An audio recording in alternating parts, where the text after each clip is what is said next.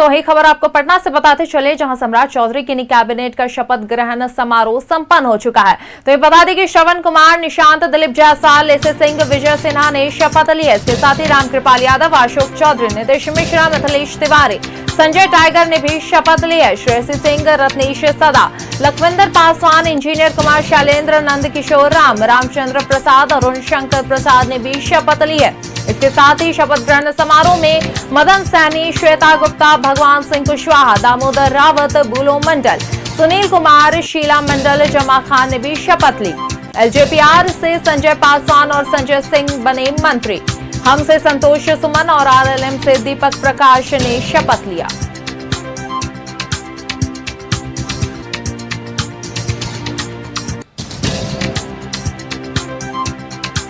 मैं आपको लगातार खबर बता दें पटना से, जहां सम्राट चौधरी की नई कैबिनेट का शपथ ग्रहण समारोह संपन्न हो चुका है।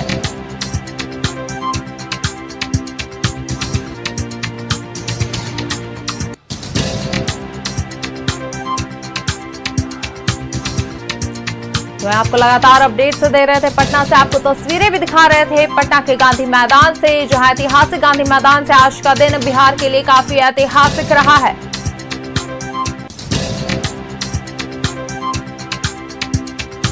मैं आपको बता दें कि इस शपथ ग्रहण समारोह में बीजेपी से 14, जेडीयू से 13, एलजेपीआर से 2, हम से 1 और आरएलएम से 1 विधायक ने शपथ ली है। इसके साथ ही तमाम मंत्रियों ने शपथ ली है।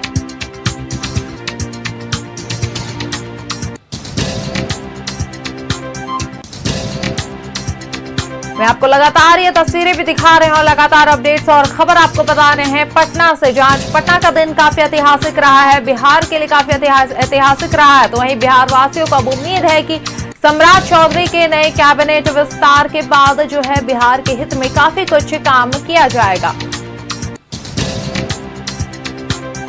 जहां मंत्रियों ने अपनी गोपनीयता की, अपनी जिम्मेदारी की शपथ ली है। इसके साथ ही आज से उनका कार्यभार भी शुरू हो जाएगा।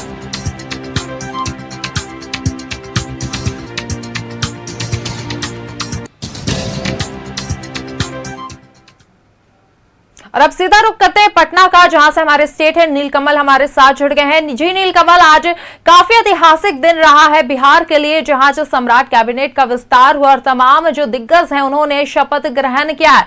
तो क्या कुछ फिलहाल तस्वीरें हैं? बिल्कुल, देखिए शपथ ग्रहण समारोह था, भव्य शपथ ग्रहण समारोह था। चूंकि आप देखिए जिस समय यहाँ पर नेतृत्व परिवर्तन हुआ था, जिस समय मुख्यमंत्री सम्राट चौधरी ने मुख्यमंत्री के तौर पर शपथ ली थी, तो उस समय बहुत सादगी भरा एक कार्यक्रम हुआ था राजभवन में। सिर्फ जो है मुख्यमंत्री सम्राट चौधरी ने और जेडीयू के कोटे से विजेंद्र यादव और विजय चौधरी ने डिप्टी सीएम का पद का शपथ लिया था। उस समय भी यह कहा जा रहा था कि प्रधानमंत्री हो सकता है कि शपथ ग्रहण समारोह में वो शिरकत कर सकते हैं, लेकिन उस वक्त प्रधानमंत्री नरेंद्र मोदी नहीं आ सके थे। तो लिहाजा यह मान के चला जा रहा था कि जो मंत्रिमंडल का विस्तार होगा वो बेहद भव्य पैमाने पर होगा, लेकिन इंतजार किया जा रहा था कि आखिर कब होगा। क्या जो चुनाव हो रहे हैं पश्चिम बंगाल के समेत जो 5 राज्यों में चुनाव हो रहे थे उसके पहले होगा या उसके बाद होगा।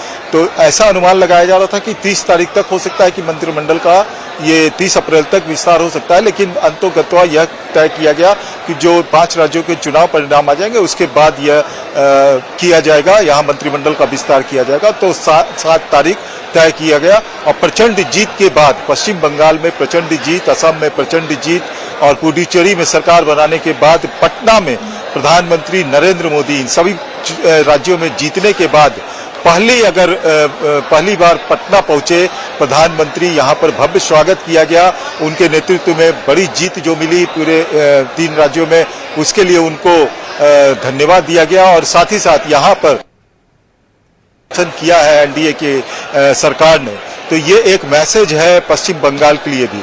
तो यहाँ से एक शक्ति प्रदर्शन इसको कहा जा सकता है एनडीए सरकार का। और यहाँ पर 32 मंत्रियों ने आज शपथ लिया है, 32 विधायकों ने मंत्री पद की शपथ ली है, जिसमें से 15 बीजेपी के हैं, 13 जेडीयू कोटे से है और 2 जो है एलजेपीआर यानी लोक जनशक्ति रामविलास, एक हिंदुस्तानी अवाम मोर्चा, एक राष्ट्रीय लोक मोर्चा के। तो ये 32 टोटल लिए हैं और टोटल जो है वो 36 की संख्या हो सकती है बिहार मंत्रिमंडल की सदस्यों की संख्या मुख्यमंत्री समेत, यानी अभी भी 4 की गुंजाइश है, 4 मंत्री अभी भी बनाए जा सकते हैं।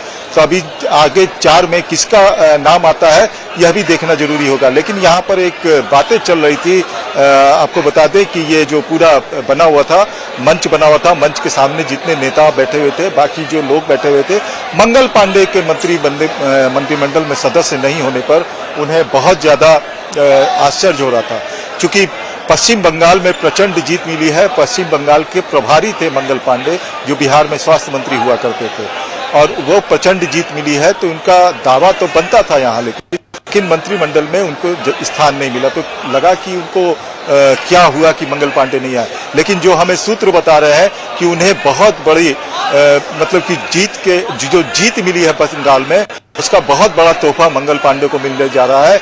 संगठन में बहुत बड़ा स्थान मंगल पांडे को दिया है और ये जो राष्ट्रीय अध्यक्ष है उनकी टीम में वो शामिल होंगे और बहुत बड़ा पद मिलने जा रहा है। उनका कद काफी ऊंचा हो जाएगा। इसके बाद वो नेशनल एस्पेक्ट में आप देखिएगा कि आने वाले समय में मंगल पांडे आपको दिखाई देंगे। तो बीजेपी में अभी जो कार्यकर्ता जिस प्रकार से काम करते हैं उसी प्रकार से आपको यहाँ पर उनको मुकाम हासिल होते हुआ दिखता है। तो अभी जो यहाँ मंत्रिमंडल का जो विस्तार हुआ है, जितने मंत्रियों ने यहाँ पर शपथ ली है, उनमें से कोई ऐसा नहीं है जिसके ऊपर कोई दाग लगा हो।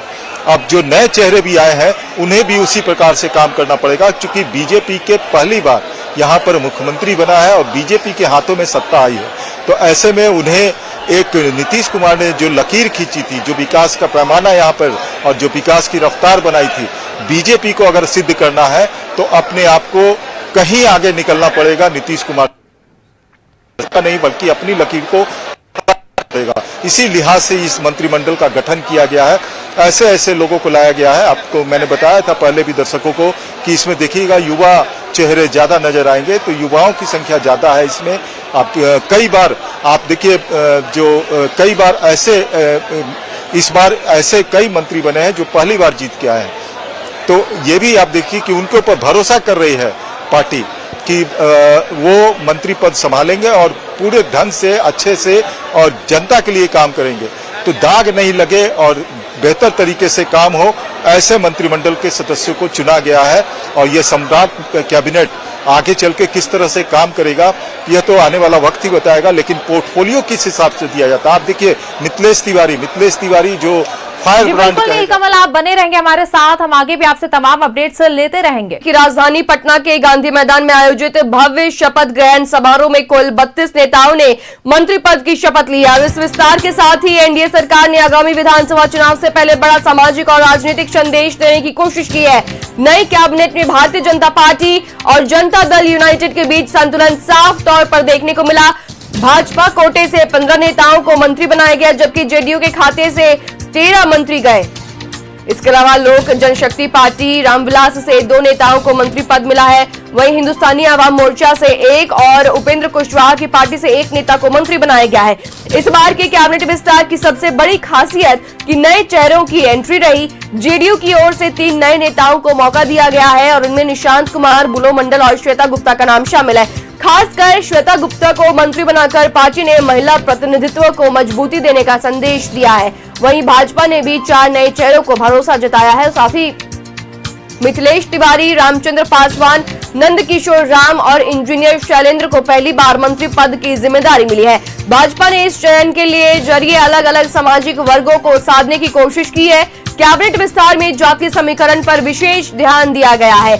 सम्राट सरकार की नई टीम में अति पिछड़ा वर्ग यानी कि ईबीसी से 10 मंत्री बनाए गए हैं। इसके अलावा ओबीसी वर्ग से 6 नेताओं को जगह मिली है। दलित समुदाय से 7 मंत्री बनाए गए हैं, जबकि सवर्ण समाज से 9 नेताओं को मंत्रिमंडल में शामिल किया गया है। मुस्लिम समुदाय से भी 1 मंत्री को मौका देकर एनडीए ने संतुलन साधने की रणनीति अपनाई है।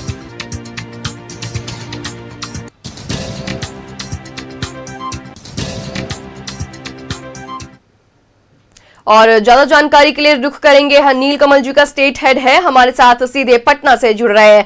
नीलकमल जी, गांधी मैदान में सम्राट मंत्रिमंडल का विस्तार हो चुका है और साथ ही सभी वर्गों को साधने की कोशिश की गई है, एक संतुलन बनाने की कोशिश की गई है, क्या कुछ है पूरी जानकारी नीलकमल जी? बिल्कुल, देखिए हालांकि जो चुनाव हुए थे उस समय जो है वो सारे कहा जाता है कि बिहार में जाति जो है कि वो जाति नहीं है, लेकिन जब चुनाव हो रहे थे, जब मतदान करने की जब बारी आई थी, तब यहाँ के लोगों ने जातिवाद के सारे बंधनों को तोड़ दिया था। यही वजह है कि एनडीए को 202 सीटों के साथ प्रचंड बहुमत मिली थी। लेकिन अब चूंकि जाति को भी साधना पड़ता है, राजनीति ऐसे ही होती है, तो कि हर जो जाति है, जो उस वर्ग से आते हैं, उनको जो है प्रतिनिधित्व दिया जाए। चूंकि ये भी होता है कि उस जाति के उस वर्ग से जो आने वाले व्यक्ति हैं, कम से कम अपने वर्ग के लिए भी बेहतर कुछ कर सके, उनका प्रतिनिधित्व भी जो सरकार में समान रूप से रहे, ये एक संतुलन बनाने की कोशिश की जाती है। तो ये ऐसा नहीं माना जाता है कि जातिवाद ही हो रहा है, लेकिन ये एक समीकरण इसलिए बनाए जाते हैं कि समाज के हर वर्ग को इसमें हिस्सेदारी मिले, सरकार में उनकी हिस्सेदारी रहे। तो इसलिए ये सारा समीकरण जो है, सामाजिक समीकरण, ये इसी तरह से बैठा करके और ये पूरे मंत्रिमंडल का विस्तार किया गया है। तो निश्चित तौर पर आप देखिए कि ये मंत्रिमंडल का जो विस्तार है, आने वाले समय में इस मंत्रिमंडल का क्या महत्व रहता है, कितने कारगर सिद्ध होते हैं सारे मंत्री, ये इनके लिए 6 महीना जो है वो टेस्ट का होगा। 6 महीने बाद अगर परफॉर्मेंस नहीं होगा तो ये हमें बताया जा रहा है कि उनके विभाग भी बदले जा सकते हैं या मंत्री ही बदले जा सकते हैं। तो 6 महीने का उनको टारगेट दिया जा रहा है कि 6 महीने में आप कुछ करके ऐसा दिखाइए कि हमारी सरकार जो है वो और ज्यादा लोगों के बीच में लोकप्रिय हो। तो मंत्रियों को ये टारगेट दिया गया है। अब मंत्रियों के ऊपर यह डिपेंड करता है कि किस तरह से वो काम करते हैं। सामाजिक समीकरण, हमारे साथ अस्मित भी है, हमारे सहयोगी, और अस्मित भी लगातार इस पूरे मंत्रिमंडल विस्तार पर नजर रखे हुए थे। आज के दिन देखा गया कि जैसे ही मुख्यमंत्री नीतीश कुमार पहुंचते हैं, अपने बेटे से मिलते हैं, और जाते जाते जब मिल रहे थे तो प्रधानमंत्री नरेंद्र मोदी के कंधों पे हाथ रख करके उन्होंने ऐसे किया इशारा। जो तो मुख्यमंत्री और जो केंद्रीय गृह मंत्री थे वो मंगल पांडे से मिले। तो इस तरह का इसका क्या अर्थ देख रहे हैं? नहीं, देखिए, बिल्कुल एक मैसेज देने की कोशिश थी। दरअसल आपने नोटिस भी किया होगा कि प्रधानमंत्री नरेंद्र मोदी जब समारोह खत्म हुआ तो उन्होंने नीतीश कुमार को कॉल किया, नीतीश कुमार को बुलाया गया। विजय चौधरी जो बिहार के डिप्टी सीएम है, उन्होंने सबसे पहले नीतीश कुमार को बुलाया प्रधानमंत्री के साथ।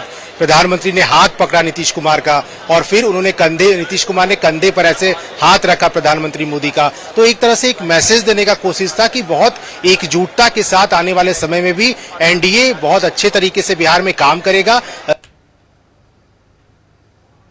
तो में अच्छा काम होगा। निशांत कुमार को भी जिम्मेदारी दी गई। आज तो वो नीतीश सम्राट कैबिनेट में वो मंत्री बन गए। हालांकि उनका बॉडी लैंग्वेज ये बता रहा था कि बहुत अनुभव की कमी है अभी, लेकिन फिर भी उन्होंने मुलाकात की, प्रधानमंत्री से उनकी मुलाकात हुई। खुद नीतीश कुमार से आज यहाँ पहुंचने के पहले उन्होंने आशीर्वाद लिया, पैर छुआ जाकर, उसके बाद यहाँ पहुंचे, सबने यहाँ पर लिया। लेकिन एक स्पष्ट संदेश यहाँ से गया है कि एनडीए आने वाले समय में बिहार के लिए एकजुटता से काम करेगी, वही देखने को ही मिला। निशांत की बात आपने छेड़ी। निशांत जिस समय मुख्यमंत्री सम्राट चौधरी को घोषित किया जाना था, उस वक्त यह भी था कि निशांत कुमार जेडीयू की ओर से इकलौते उप मुख्यमंत्री बनेंगे।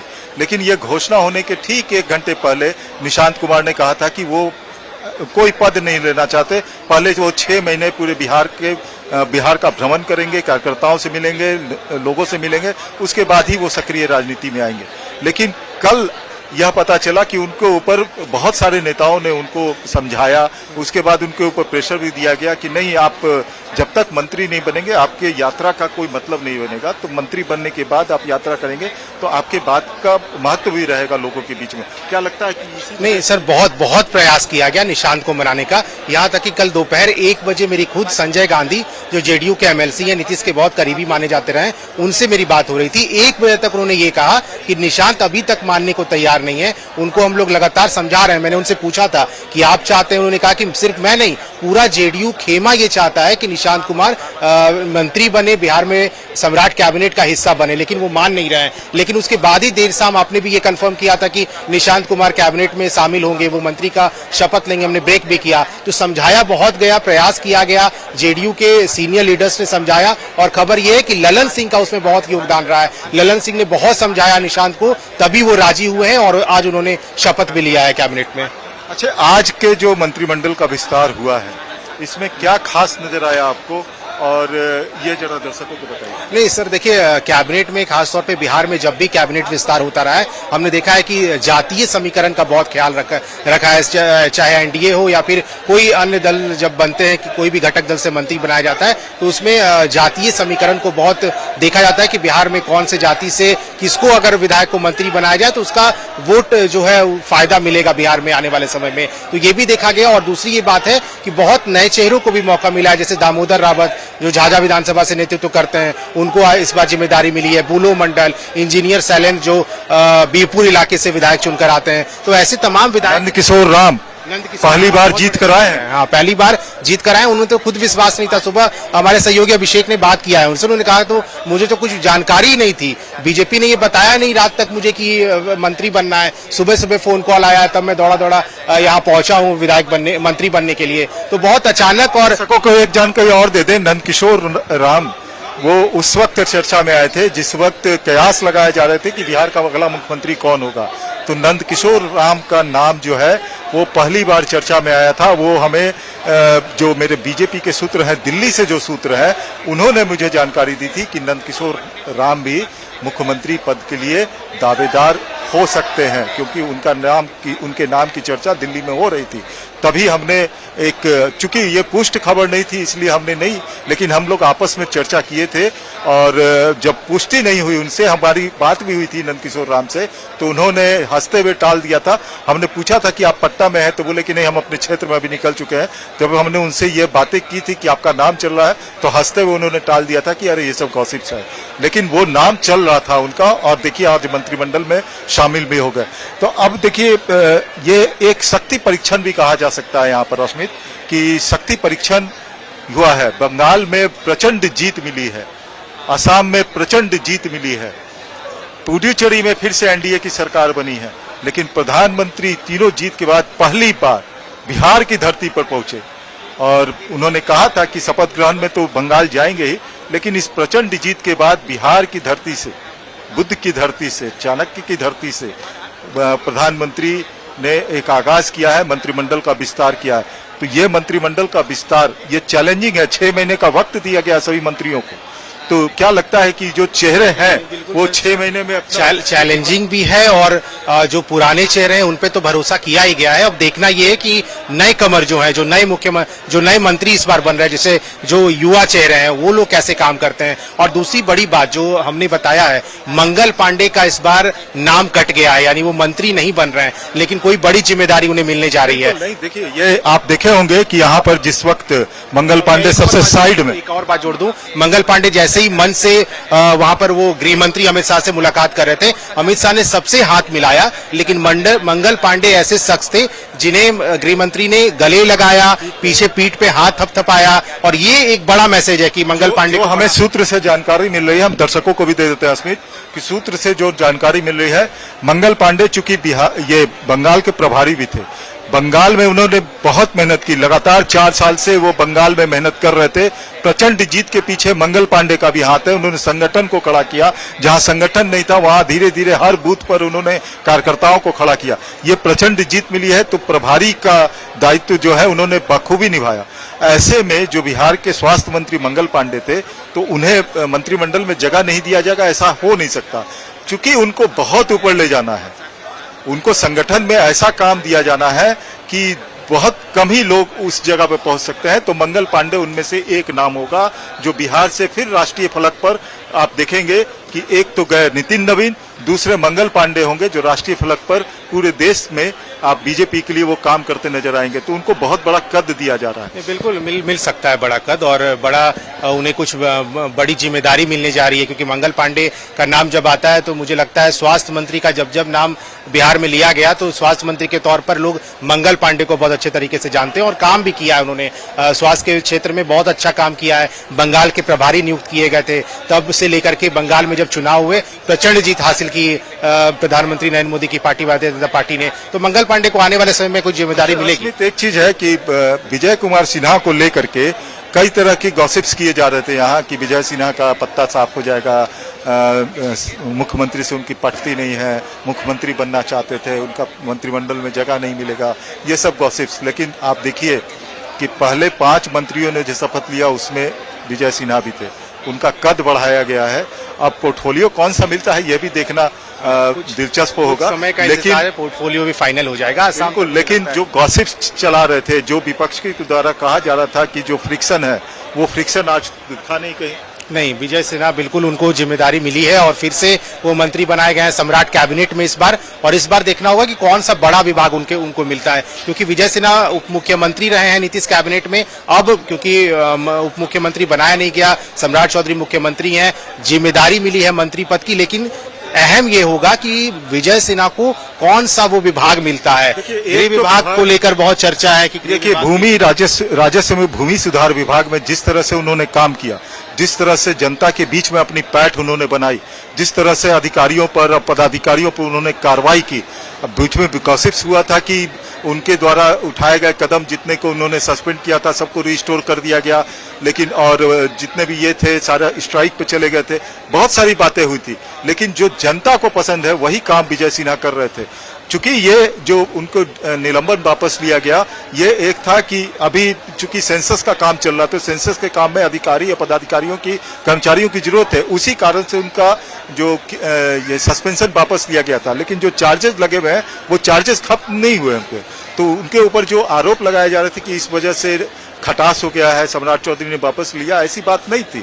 ये आज दिख गया। नहीं, बिल्कुल दिखा है। ये बड़े मंच जो मेरे पीछे, हम लोग के पीछे आप देख रहे हैं, उस मंच से एक बड़ा मैसेज है। विजय सिन्हा ने मंत्री पद की शपथ ली है, कौन सा बड़ा जिम्मेदारी मिलता है ये देखना होगा। लेकिन सर बहुत सीनियर विधायक रहे हैं, विधानसभा में भी कद उनका बड़ा है, तो जिस तरह का परफॉर्मेंस लखीसराय से लगातार चुनाव जीतते आ रहे हैं। इस बार भी आपको याद होगा जब लखीसराय में वोटिंग हो रहा था, उस दिन भी झड़प हुआ था और आरजेडी यानी विपक्षी खेमे से उन्हें चुनाव भी मिली थी कि आप जीत के दिखाइए तब आपको माने। विजय सिन्हा ने जीत का जवाब दिया, मैंने बात की थी उसके बाद, जीत के बाद उन्होंने कहा भी था कि जनता ने भरोसा किया और अब एक बार फिर से सम्राट चौधरी ने भरोसा किया और उन्हें फिर से मंत्री बनाया जा रहा है। निश्चित तौर पर आप देखिए कि जिस तरह से मंत्रिमंडल का विस्तार हुआ है, जिस तरह के मंत्री जो चेहरे सामने लाए गए हैं मंत्रिमंडल में, निश्चित तौर पर आने वाले समय में जो 6 महीने का उनको टारगेट दिया गया है कि 6 महीना में आप परफॉर्म करके दिखाइए, और परफॉर्म अगर नहीं कर पाएंगे, उनके ऊपर कोई भी एलिगेशन, किसी भी तरह का दाग धब्बा लगता है, तो उनको न सिर्फ मंत्रिमंडल का विभाग बदला जाएगा, बल्कि हो सकता है कि मंत्रिमंडल से भी हटा दिया जाए, उसके जगह दूसरे व्यक्ति को कोई मौका दिया जाए।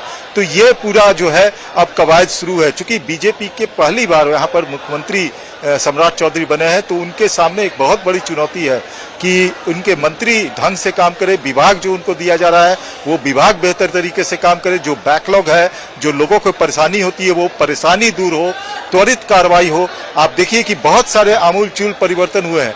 क्राइम का ग्राफ यहाँ पर कम हो, उसके लिए पुलिस को खुली छूट दी जा रही है। चूंकि गृह विभाग भी सम्राट चौधरी, मुख्यमंत्री सम्राट चौधरी के पास ही है, तो यहाँ पे इन्वेस्टमेंट भी लाना है। अब इंडस्ट्रीज किसको दिया जाता है ये भी देखना दिलचस्प तो ये देखने वाली बात होगी कि अब जब मंत्रिमंडल का विस्तार हो चुका है तो कौन सा विभाग किसे सौंपा जाएगा। फिलहाल 6 महीने का टेस्ट है, ये आगामी जो 6 महीने हैं वो काफी ज्यादा अहम होने वाले हैं, क्योंकि अब जो है वो मंत्रिमंडल में कई नए और युवा चेहरों को मौका मिला है, तो उनके सामने एक बहुत बड़ी परीक्षा होने को मिलेगी और देखने को मिलेगी। फिलहाल हमसे जुड़ने के लिए बहुत शुक्रिया नीलकमल जी।